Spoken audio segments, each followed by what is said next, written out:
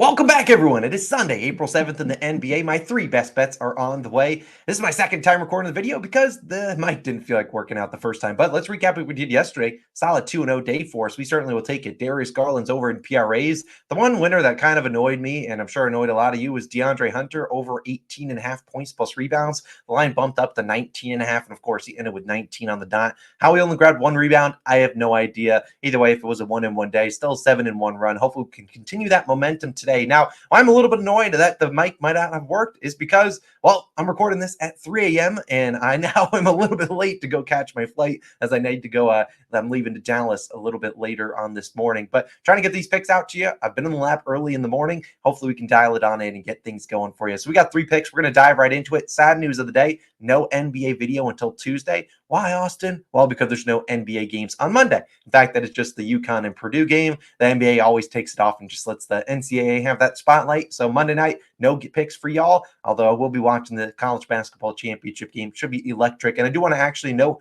3 picks in this video. There's a good chance I add one more pick down below. Just waiting on some lines for a couple different books. One of the games has a lot of injury news, so they're waiting to post some lines. I will look at it once I land. Hopefully we get some lines for that game. But I'm going to dive into the 3 picks we got today and get on out of here because I got a flight to catch. First pick of the day, Kevin Durant over 27.5 points plus assists, minus 115 on DraftKings. Now, Durant, it's been up and down over the past month or so, but rounded into form a little bit as the playoffs approach, and this is a big-time game against the New Orleans Pelicans. Currently, you look at these two teams, the Suns are the 6th seed, one game above the Pelicans. So, playoff-type game here for us, and I don't know necessarily who plays for the Pelicans, but I imagine Zion Williamson is active tonight. He did return to practice on Saturday. Now, if you look at Durant on the season, I mean, this is a guy averaging nearly 33 points plus assists over this line in 74% of games, including 5 of his last 7. And at the end of the day, in his only game versus the Pelicans this year, just a few days ago, he did not have a great game. 20 points and 3 assists, shot 7 of 19, 37%. Obviously, in that game, Devin Booker had 52 points, and that's now 3 straight games with 50 points against the Pelicans.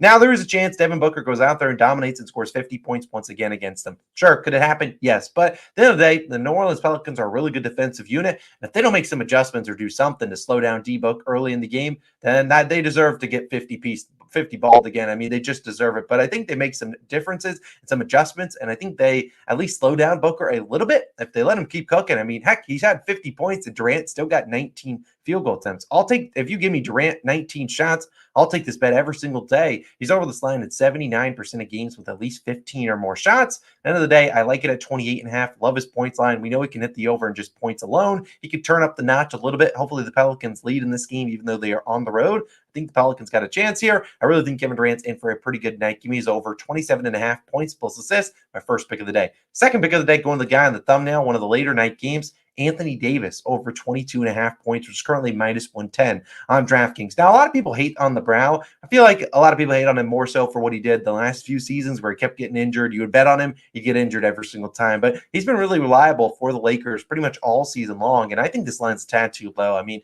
heck, I was looking at this and I thought the line was going to be 24.5 when I went to bed. It was 22.5. Sign me up. And when I say I went to bed, probably for about an hour before I woke up and had to get in the lab to give you guys some NBA picks. As like I said, it's 3 a.m. as I record this. But we look at Anthony Davis over this line at 60% of games. He has ended on the hook 22 points 6 different times. And that did include yesterday. But I think at the end of the day, the matchup here that the Lakers should target is Anthony Davis. I think he has one of the better matchups for the Lakers on the court as they play host to the Minnesota Timberwolves. We know the Timberwolves have Jaden McDaniels. They have Anthony Edwards. They have some really good defenders out there that will make it tough on LeBron James, Austin Reeves, D'Angelo Russell. However, Rudy Gobert, while he is a DPOY guy and a guy, Anthony Davis has taken that. I don't know. He's taken that personally because his last 4 games against Gobert, all as a member of the Timberwolves, 38, 31, and 33 points. The man's cooking them. And it's not just that he's cooking them and it's like, oh, he's shooting crazy high percentages. He's doing that, but they're also getting him a lot of volume. 20-plus field goal attempts in 3 straight, 17 field goal attempts in the other one, almost 10 free throw attempts a game. At the end of the day, he's dominated him, not just in Minnesota, but also in Utah. He's also been much more reliable at home. Come off a game, they only got him 11 shots. Obviously, they didn't really need him a ton last afternoon against the Cavaliers. I still think this is a good spot to back the brow. I mean, he's been really, really good. He's also over this line in 7 of his last 9 back-to-backs, including scoring 20-plus points in 9 straight back-to-backs. We know the Lakers, are they afraid of running Anthony Davis into the ground?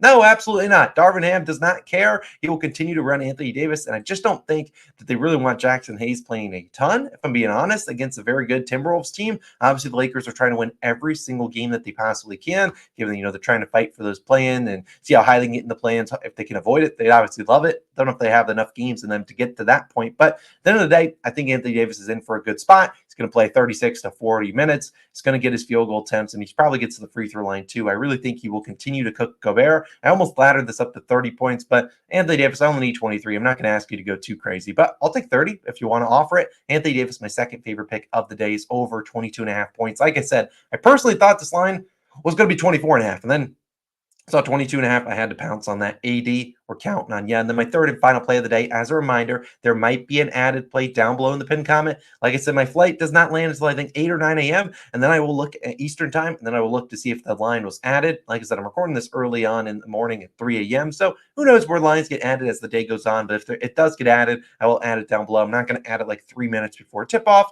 If it's there, it's there by like noon. If it's not, then I'm just not going to worry about it. But check that pinned comment before then.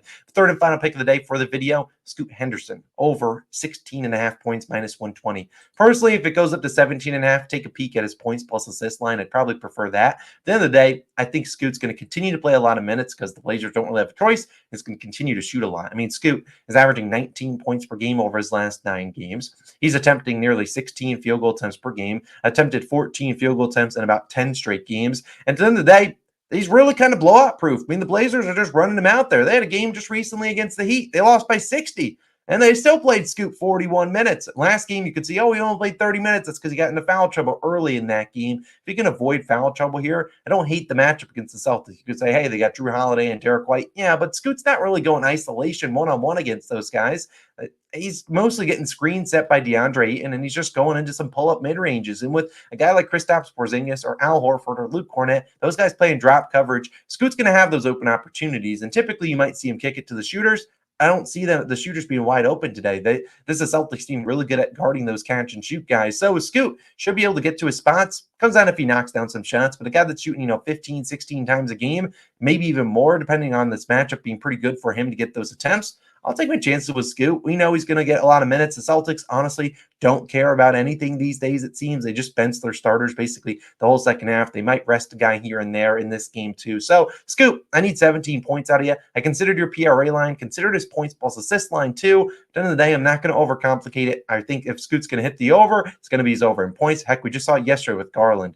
We took his over in points, rebounds, and assists. Man, I'd like no rebounds and assists. I got the over in just points alone. Same thing happened with DeAndre Hunter. Just going to trust points here in this spot. I take points plus assists for Kevin Durant because I think he has a good spot for assists too. But at the end of the day, Scoot, we need some points. That's what we're counting on you for. So over 16.5 points, third and final pick of the day. Like I said, if I do add a play, it'll be in the pinned comment. Just waiting on some lines from, I think only one book had the line that I'm looking for, but it wasn't a line I love. So I'm going to wait and see more books open up, and hopefully we get a decent line, and we're definitely going to pounce on it if it is a good line that I like. But stay tuned for that. Check out that pinned comment.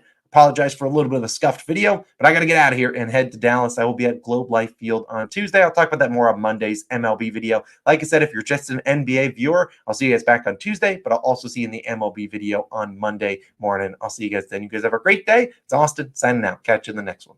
Peace. Check out that pinned comment in case we do have a play. Once I land, I'm going to be checking it. Just letting you know. Peace.